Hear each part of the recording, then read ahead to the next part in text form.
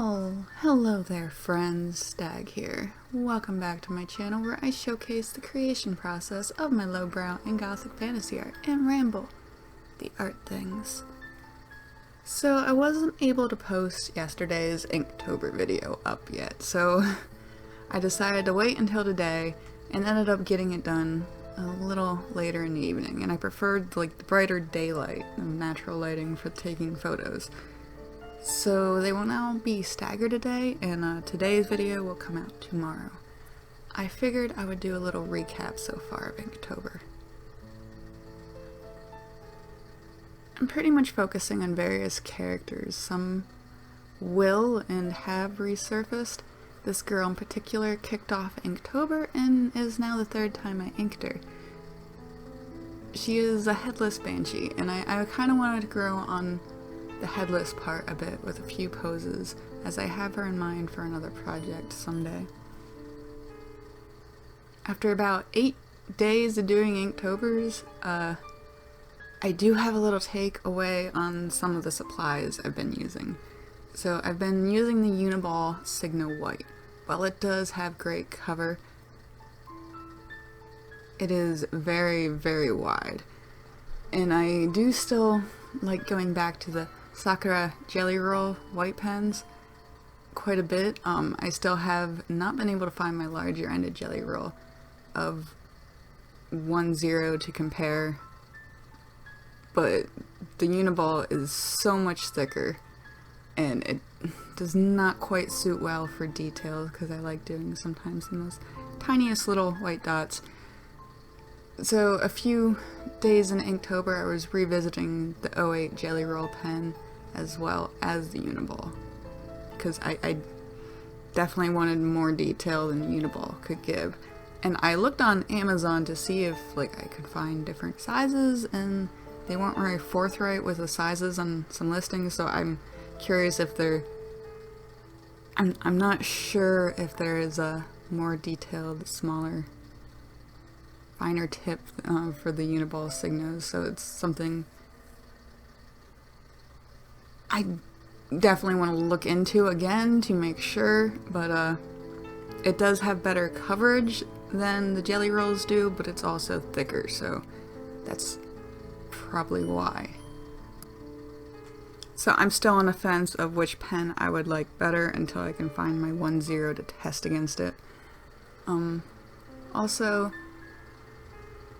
I'm using watercolor paper because I like the texture and the thickness, but the texture is very abrasive on the pen tips.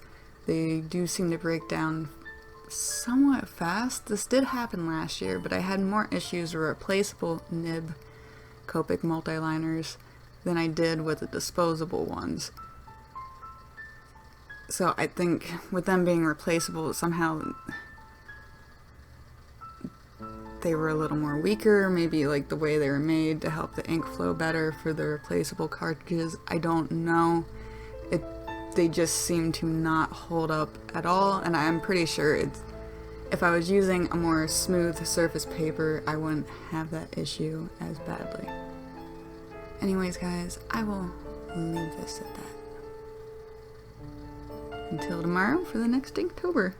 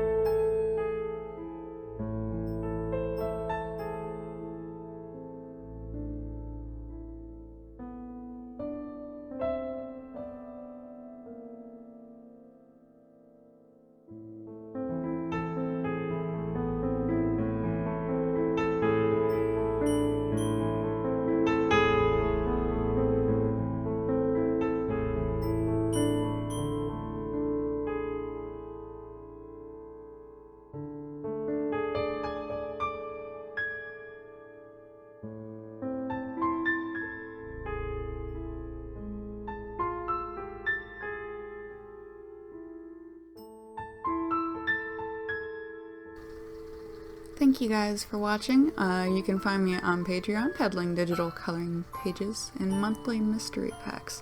I'm also on Instagram where I post my work in progresses, sketches, and updates. And finally, you can find my website lowbrowmisfits.com where I offer a medley of prints, paintings, stickers, pins, and more featuring my art. Well, bye.